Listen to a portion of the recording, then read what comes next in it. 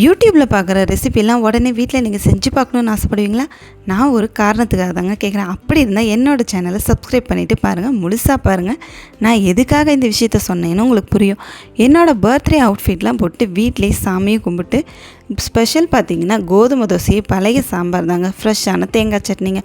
சாப்பிட்றப்ப எனக்கு பிடிச்ச ஏதோ ஒரு சீரியலை பார்த்துட்டு சாப்பிட்டா தாங்க உண்மையுமே சாப்பிட்ட திருப்தியே இருக்கும். நீங்களும் இந்த மாதிரிலாம் ஃபீல் பண்ணுவீங்கன்னா எனக்கு கமெண்ட் பண்ணுங்கள், நானும் தெரிஞ்சுக்கிறேன்.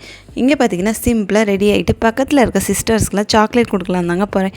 இது என்னடா சின்ன பழத்தனமாக இருக்கே அப்படின்னு பார்க்குறீங்களா? இதுலேயும் ஒரு சின்ன சந்தோஷம் தாங்க. நம்ம அக்காவும் நம்மளை கட்டி அணைச்செல்லாம் வாழ்த்து சொன்னாங்க. ஒரே ஹாப்பியாக போயிடுச்சு.